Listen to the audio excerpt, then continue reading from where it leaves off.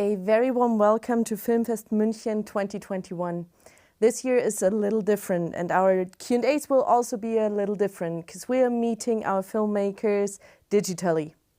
This time I will be talking to Merawi Gerima, the filmmaker of Residue. And in case you're wondering who I'm Julia Weigl, a programmer for FILMFEST München. First question, where are you right now, Merawi? I can see a lot of plants in your background.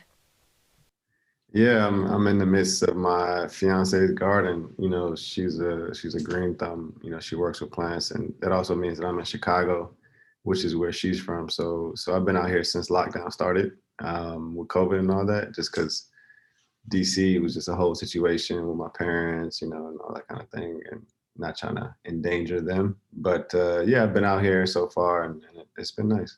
Your film is about DC, and it's very much a community piece, isn't it? Can you tell us a little about why is it set in DC? What's your inspiration on that? I was born in Washington, D.C., in Northeast Washington, D.C., in the neighborhood in which the film takes place.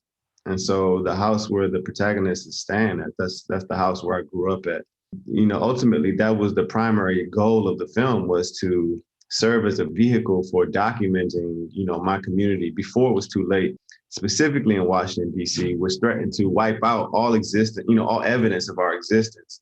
For us, especially, you know, in 2017, it was just critical to move very quickly and document as many people as we could. For us, it was always primarily an opportunity or an excuse to create some archive, you know, of this community. The film very much feels a bit like a documentary at times, a very, very beautiful documentary. Maybe you can tell us a little about your style.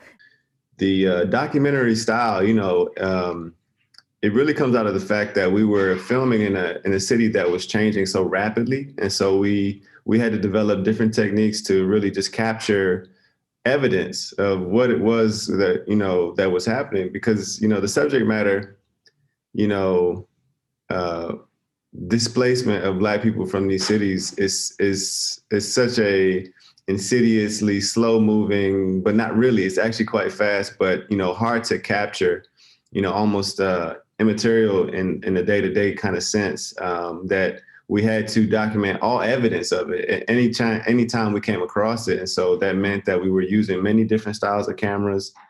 We often filmed things not knowing how they would fit into the project, you know, and it was the process of editing the film where, you know, these opportunities to show these aspects of what was going on presented themselves.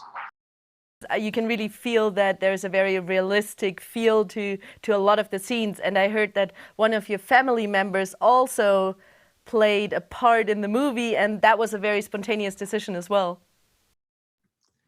Yeah. I mean, my mother's in the film. She played a critical role, and she was not cast. You know, the woman who was supposed to play the role originally was a no-show. Basically, we were unable to find her, you know. And my mother, man, I asked her, you know, if she could do it. She at first she did not want to do it because this is very personal, you know.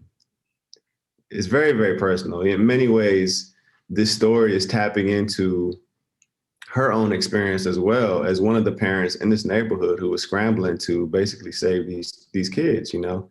So anyway, you know, it was very difficult to ask that of her and very difficult for her to play this role.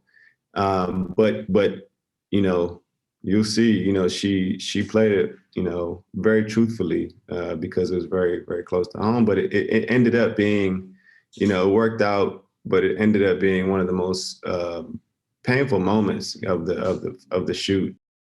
We've been talking a lot about the personal relationship to your movie and how it came to life, but it also feels very timely and also almost anticipating the peak of BLM last year. So it's like, maybe you can give us a little bit of context to that, what the audience will be expecting in the movie, what the movie is about. Many people categorize the film as, you know, being about gentrification, but it's always important for us to contextualize it further and say that, like, it's about all of these aspects of white supremacist oppression of Black people in the United States, you know, and the way that Black people experience them, specifically within this neighborhood in Washington, D.C. So it's our little corner of, kind of resistance to these conditions. And so if it feels timely, it's only because we are subject to the same forces, the same oppression that all Black people around the United States and the globe are as well. You know what I mean? Fighting this behemoth from all angles,